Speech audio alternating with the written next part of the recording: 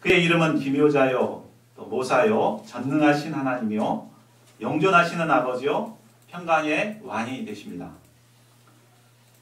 이 약속대로 때가 되매 어둡고 절망적인 시대 가운데 예수님께서 한 아기의 모습으로 탄생하셨습니다.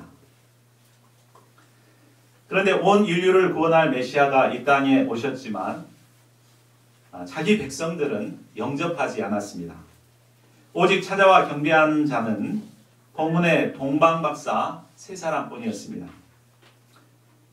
오늘날도 많은 사람들이 성탄절의 기쁨을 얻기 위해 나름대로 분주하고 열심을 냅니다. 그러나 정작 아기 예수님을 찾아 경배하는 자들은 그리 많지 않습니다.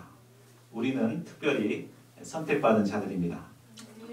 이 시간 저희 모두가 동방에서 온 박사들처럼 나를 구원하기 위해 이 땅에 오신 아기 예수님을 간절히 찾고 만나 경배할 수 있기를 기도합니다.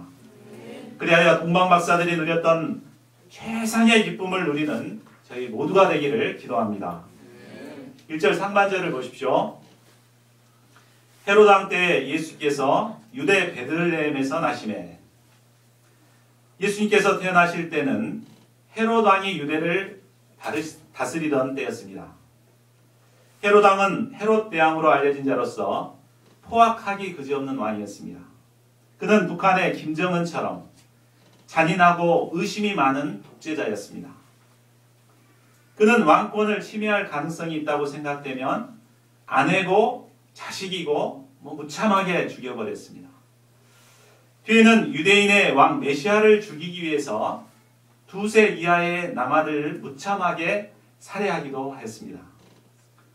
이런 지도자 밑에 사는 백성들이 얼마나 고통스러웠겠습니까? 오늘날 북한의 주민들을 생각하면 잘 이해할 수 있을 것입니다.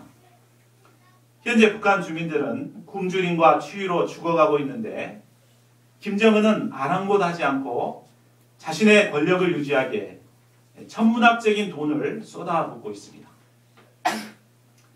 지금의 북한과 마찬가지로 그 시대는 흑암과 사망의 그늘에 앉아 백성들이 고통하고 있는 시대였습니다. 바로 이런 시대에 예수님은 베들레헴이라는 조그마한 마을에서 탄생하셨습니다. 장차 온 세상을 다스리실 만왕의 왕으로서 왕께서 만왕의 왕이신데 이제 연약한 아기의 모습으로 말구에 태어나신 것입니다. 그러나 자기 백성들은 이를 알지 못했습니다. 그들은 먹고 사는 현실 문제에만 얽매여 영적인 깊은 잠을 자고 있었습니다. 그러나 이방인인 동방 박사들이 예수님의 탄생을 축하하고 경배하기 위해 먼 길을 찾아왔습니다. 1절 하반절에서 2절을 보십시오. 동방으로부터 박사들이 예루살렘에 이르러 말하되 유대인의 왕으로 나시니가 어디 계시냐? 우리가 동방에서 그의 별을 보고 그에게 경배하러 왔노라. 여기서 유대인의 왕이란 메시아의 별칭으로서 주로 이방인들이 메시아를 부를 때 쓰는 호칭이었습니다. 이는 유대를 통치하는 왕을 의미하는 것이 아니라 바로 유대인의 몸으로 태어나실 구원의 주라는 의미입니다. 동방박사들은 당시 천문학자들로서 별의 움직임을 관찰하고 시대의 징조를 찾고 또 미래를 예견하는 당시의 최고의 지성인들이었습니다. 그들은 별을 관찰하다가 메시아의 탄생을 알리는 별을 발견하게 되었습니다. 그들은 성경에 기록된 메시아가 드디어 탄생했다는 것을 깨닫게 되었습니다.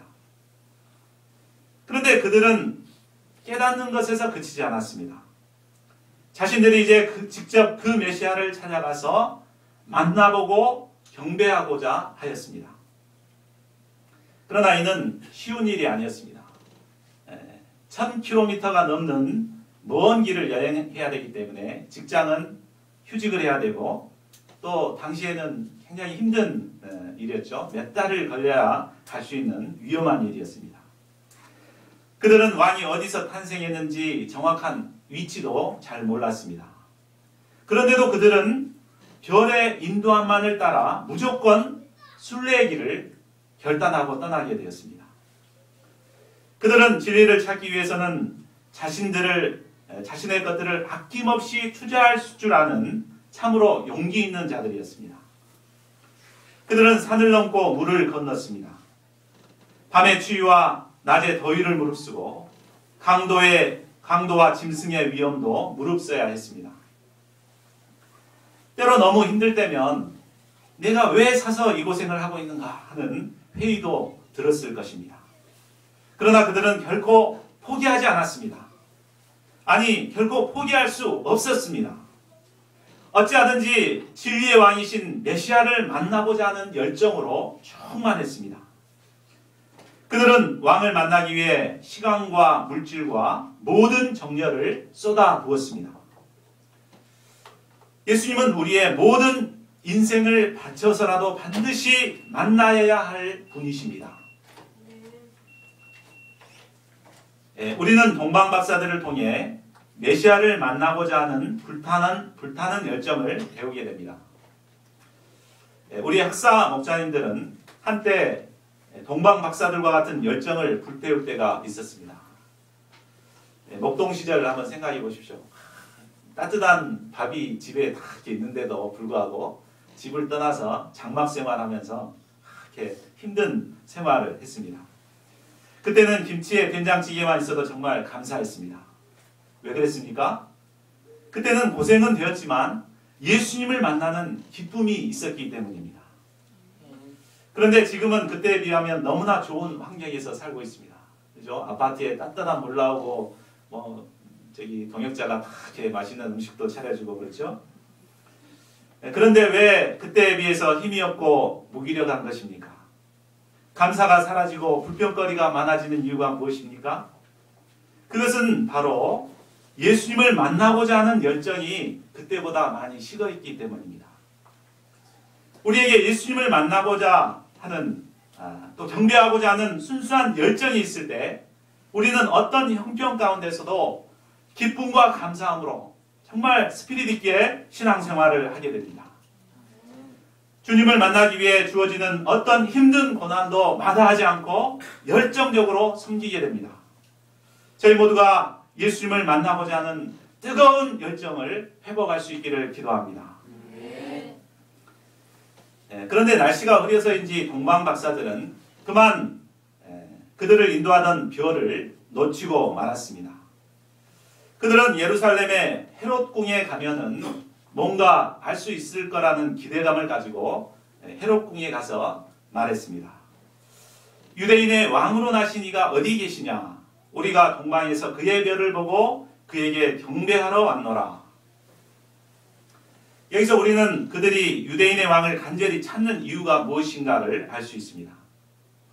그들이 왕을 찾는 목적은 왕께 잘 보이기 위함이거나 뭔가를 얻기 위함이 아니었습니다. 바로 왕께 경배하기 위함이었습니다. 경배한다는 말은 왕에게 경의를 표하거나 예배를 드리는 것을 의미합니다. 그들은 참 경배의 대상인 예수님을 만나서 경배하고자 하는 순수한 마음으로 예수님을 찾고 있었습니다. 3절을 보십시오.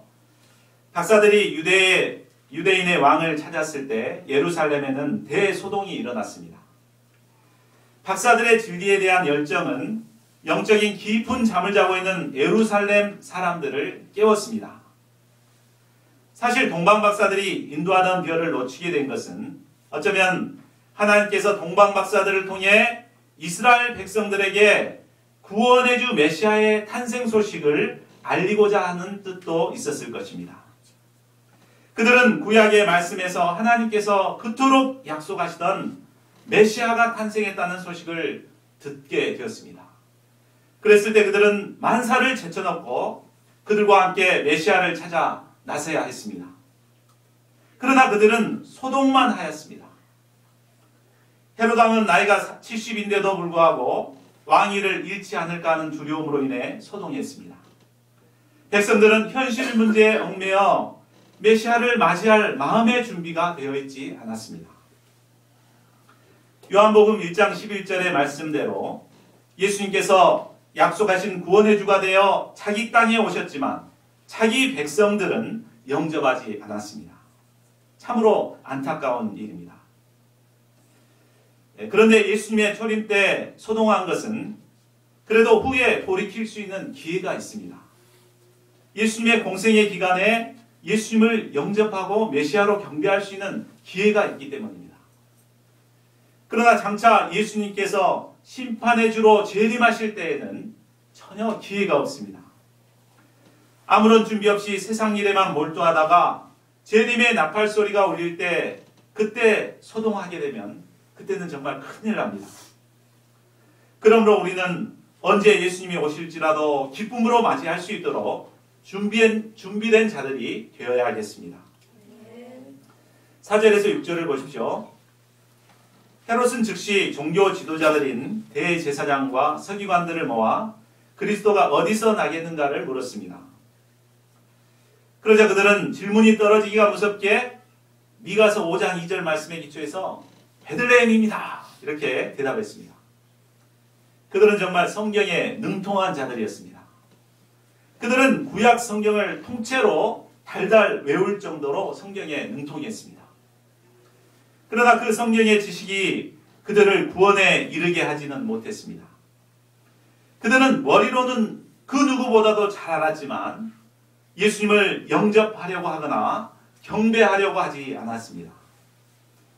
그들은 한 번 잡은 기득권을 놓지 않기 위해서 김정은의 곁을 떠나지 못하는 최룡해 있죠. 떠나면은 자기도 이렇게 잘릴까 싶어가지고 떠나지 못하는 최룡해처럼 헤롯의 곁을 떠나지 못하고 있었습니다. 그들은 종교 지도자들이면서 헤롯의 정치 권력의 빌부터 세속주의의 현실에 깊이 빠져있는 자들이었습니다. 그들은 말씀으로 흑암 가운데 방황하는 백성들을 섬겨야 할 영적인 지도자이면서도 권력의 눈치나 보며 자신의 배만 채우는 사꾼 목자들이었습니다. 그러면 그들이 미가서의 기초에서 증거한 베들레헴에서 나신 예수님은 어떤 분이십니까? 우리 6절을 다 같이 읽어보겠습니다.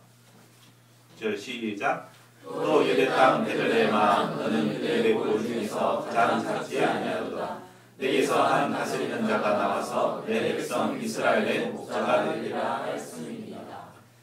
베들레헴은 유대 땅에서 가장 작은 도시였습니다. 그러나 그곳에서 한 다스리는 자, 곧 왕이 탄생하게 됩니다.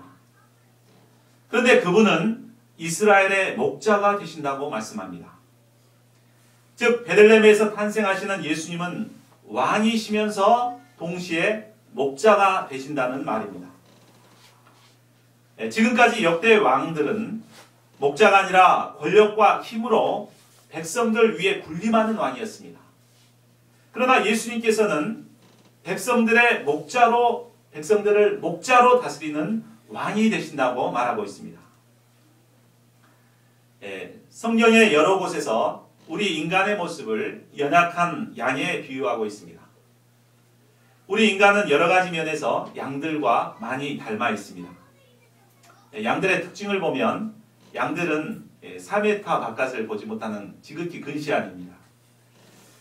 그리고 반면에 후각과 청각은 매우 발달되어 있습니다. 그래서 풀냄새나 물냄새를 아주 기가 막히게 잘 맡습니다. 또 양들은 공격이나 방어할 수 있는 무기가 전혀 없습니다. 이렇게 연약한데 냄새만 쫓아서 고집스럽게 이렇게 어딘가를 가다가 어려움에 닥칠 수밖에 없는 것이 바로 양이고, 또 그와 비슷하게 이제 인간의 모습이죠. 우리 인간들도 자기 눈앞에 보이는 욕심을 쫓아서 이렇게 막 고집스럽게 가다가 때로는 구덩이에 빠지기도 하고 가시덤불에 걸리기도 합니다. 양과 같이 연약한 인간에게는 바로 목자가 필요합니다. 그런데 예수님께서는 선한 목자가 되셔서 어린 양과 같은 우리를 다스려 주십니다. 목자 되신 예수님은 우리의 연약함을 잘 알고 계십니다. 또한 우리에게 무엇이 필요한지도 잘 아십니다. 그래서 우리를 인도하여 결국은 푸른 초장 쉴만한 물가로 인도하십니다. 또한 예수님은 양들을 사랑하십니다. 자기 목숨보다 더 사랑하셔서 양을 살리기 위해서 자신의 목숨까지 버리시는 분이십니다. 요한복음 10장 11절은 말합니다. 나는 선한 목자라. 선한 목자는 양들을 위하여 목숨을 버리거니와. 이 예수님은 연약한 인생들이 믿고 의지할 선한 목자가 되십니다. 이 예수님의 다스림을 받게 될 때 우리는 그 안에서 진정한 평안과 행복을 누리게 됩니다. 그래서 다윗이 고백한 것처럼 전혀 부족함이 없는 행복을 누리게 됩니다. 우리 다윗의 심정으로 한번 시편 23편 1, 2절을 한번 읽어보겠습니다. 시작. 여호와는 나의 목자시니 내게 부족함이 없으리로다. 그가 나를 푸른 풀밭에 누이시며 쉴만한 물가로 인도하시는도다. 오늘날 이 시대는 어디를 가나 참된 지도자가 없는 것이 문제입니다. 가정이나 캠퍼스나 직장이나 나라도 목자가 없는 것이 문제입니다. 가정에 목자가 없기 때문에 자녀들은 불행하고 끝내는 파탄 지경에 이르게 됩니다. 캠퍼스에 목자가 없기 때문에 학생들은 방황하고 있습니다. 또 직장에 목자가 없기 때문에 사람들은 먹고 살기 위해 마지못해 직장 생활을 하고 있습니다. 사람들은 참된 지도자들을 애타게 갈망하고 있습니다. 그런데 예수님께서는 이런 우리를 다스리는 참된 목자가 되십니다. 참 목자 되신 예수님께서 우리의 가정을 다스리실 때 그 가정은 행복한 가정이 됩니다. 방황하던 캠퍼스 양들이 참 목자 되신 예수님을 영접할 때 이제 방황을 그치고 의미 있는 캠퍼스 생활을 하게 됩니다. 저희 모두가 우리의 목자로 이 땅에 오신 예수님을 새롭게 영접하고 목자의 다스림을 받을 수 있기를 기도합니다. 7절 8절을 보십시오. 그리스도가 유대 베들레헴에서 탄생한 사실을 알게 되자 헤롯은 박사들을 가만히 불러 별이 나타난 때를 자세히 물었습니다. 아마 후에 헤롯이 2살 아래의 아들을 학살한 것을 볼 때 별은 아마 나타난 지 최소한 1년 이상은 되었을 것으로 추정됩니다. 헤롯은 순진한 박사들을 속여서 아기를 찾거든 알려주어서 자신도 경배하게 해달라고 천연덕스럽게 거짓말을 하였습니다. 9절을 보십시오. 헤롯의 말을 듣고 난 후 박사들이 베들레헴을 향해 가고 있을 때였습니다. 이때 문득 동방에서 보던 그 별이 다시 나타났습니다. 별을 잃어버렸을 때 그들은 잠시 당황했지만 이제 그들은 다시 별을 쫓아 메시아를 향해 나아갈 수 있었습니다. 이제 그 별은 그들을 아기 있는 곳까지 인도해 주었습니다. 별이 그들을 인도하여 가다가 아기 있는 곳 위에 머물러 섰습니다. 이때 그들의 심정이 어떠했습니까? 10절을 보십시오. 그들이 별을 보고 매우 크게 기뻐하고 기뻐하더라. 보통의 기쁨이 아니라 매우 크게 기뻐하고 기뻐했습니다. 이 기쁨은 인간이 느낄 수 있는 최상의 기쁨이었습니다. 이 기쁨은 내면 깊은 곳에서 솟아나는 영혼의 참된 기쁨이었습니다. 아마 그들은 너무 기쁜 나머지 하염없이 눈물을 흘렸을지 모릅니다. 그들이 예수님을 만나기를 간절히 바라고 바랐던 만큼 예수님을 만난 기쁨도 최상의 기쁨이었습니다. 오늘날 현대인들은 기쁨을 얻고자 무던히 예를 씁니다. TV 프로그램도 재미와 흥미를 끌기 위해 무던히 예를 쓰고 있습니다. 요즘 젊은이들은 재미있지 않으면 전혀 관심을 가지려 하지 않습니다. 때문에 우리 말씀 강사님들도 어떻게 하면 재미있게 메시지를 전할까 고민하며 유행어를 써가면서까지 말씀을 전합니다. 참 이런 모습을 보면 어쩔 때는 참 애처롭기까지 합니다. 그러나 세상의 재미와 기쁨은 그때뿐입니다. 메시지 전하가 한번 웃으면 그것이 어떠겠습니까? 시간 지나면 아무것도 남는 게 없게 됩니다. 오히려 기쁨 뒤에 찾아오는 허무함으로 더 괴로움을 느끼게 됩니다. 그러나 예수님을 만나는 영적인 기쁨은 세상의 그 어떤 기쁨보다도 비교할 수가 없습니다. 내면의 깊은 곳에서 솟아나는 영혼의 참된 기쁨입니다. 우리가 간절히 갈급한 심령으로 성경을 깊이 묵상하다가 영적인 보화를 발견하거나 예수님의 인격을 깨닫게 될 때 얼마나 기쁩니까? 신앙생활은 이처럼 예수님을 만나고 내면에서 솟아나는 큰 기쁨을 얻는 생활입니다. 그러나 신앙생활을 하는데도 기쁨이 없다거나 답답함을 느낀다는 것은 자신이 뭔가 신앙생활을 잘못하고 있는 것입니다. 문제가 무엇이겠습니까?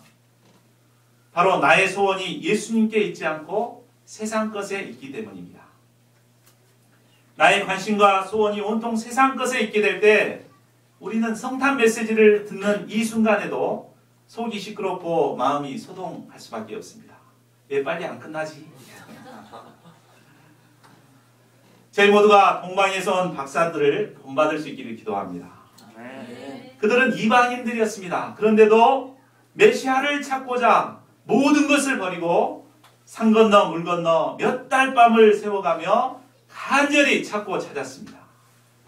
그때 그들은 예수님을 만날 수 있었고 내면에 매우 크게 기뻐하는 놀라운 기쁨을 얻게 되었습니다. 저희 모두가 예수님을 간절히 찾고 찾음으로 우리를 구원하시기 위해 이 땅에 오신 아기 예수님을 간절히 찾아 만남으로 내면에서 솟아나는 참된 기쁨을 누릴 수 있기를 기도합니다. 11절을 보십시오. 동방 박사들은 유대인의 왕이 계신 집으로 들어갔습니다. 그런데 아기 예수님이 계신 곳은 집 안방이 아니었습니다. 그 집의 한쪽 귀퉁이에 있는 냄새나는 마구간이었습니다. 그곳에는 마리아와 아기 예수님이 함께 있었습니다. 아기 예수님은 말 부위에 누워 있었습니다. 성탄절 카드에 보면 이 모습이 참 아름답고 낭만적으로 그려져 있습니다. 그러나 실제로는 얼마나 슬프고 운명적인 상황입니까? 돈도 없고 백도 없는 가난한 집안의 아들로 태어나 더럽고 냄새나는 말 밥통에 누워있는 이 모습은 참으로 불쌍하고 운명적인 모습입니다. 아마 동방 박사들이 인간적인 눈으로 이 모습을 보았더라면 그럴 리가 없는디 이곳이 아닌가벼 하고 떠났을 것입니다.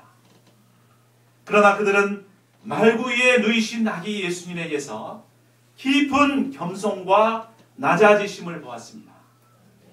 인류를 구원하고 섬기시기 위해 하나님의 거룩한 사랑의 희생을 보게 되었습니다. 아마 그들은 눈물을 흘리며 아기 앞에 넙죽 엎드렸을 것입니다. 그리고 온 마음을 다해 아기께 경배했습니다. 경배란 사람에게 쓰는 단어가 아니라 하나님에게 쓰는 단어입니다. 하나님께 예배하며 존귀와 영광을 드리는 것을 말합니다. 또한 경배란 왕께 자신의 몸과 마음과 헌신을 결단하여 드리는 것을 말합니다. 그들은 아기 예수님을 자신들의 왕으로 영접하고 그에게 경배했습니다. 예수님은 인생들로부터 가장 경배받기에 합당하신 분이십니다. 그들은 예수님께 경배할 뿐만 아니라 보배압을 열어 황금과 유향과 모략을 예물로 드렸습니다. 이 예물은 그들이 예루살렘 마트에서 그냥 즉흥적으로 사온 것이 아니었습니다. 메시아를 찾아 나설 때부터 미리 정성스럽게 준비한 예물이었습니다. 이 세 가지 예물은 당시 최고로 값비싼 보물들이었습니다. 그러나 이 예물은 물질적인 가치를 떠나 깊은 영적인 의미가 담겨있는 예물이었습니다. 황금은 변치 않는 왕이 되심을 의미합니다. 또 유향은 제사를 드릴 때 피우는 향으로 예수님께서 우리의 중보자가 되시는 대제사장이 되심을 의미합니다. 그리고 모략은 시체의 부패를 막는 데 쓰는 약품으로 우리 죄를 위해 죽으실 구주가 되심을 고백하는 신앙 고백의 의미가 담겨 있습니다. 물론 그들이 이 모든 의미를 알고 예물을 준비했는지는 잘 알 수가 없습니다. 그러나 분명한 것은 그들이 자신에게 있는 가장 귀한 것을 예수님께 준비해서 가지고 나와 드렸다는 것입니다. 그들은 예수님께 이 보배합을 드리기 위해 그 먼 길을 걸어왔습니다. 오다가 인도하던 별을 잃어버렸지만 예수님께 이 보배합을 드리기 위해 포기치 않고 간절히 찾았습니다. 이것이 동방 박사들에게 배워야 할 또 하나의 신앙 자세입니다.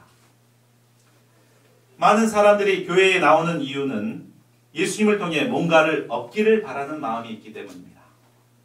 예수님께서 주시는 지혜를 덧입어 전공을 승리하고 안정된 직장도 얻기를 바랍니다.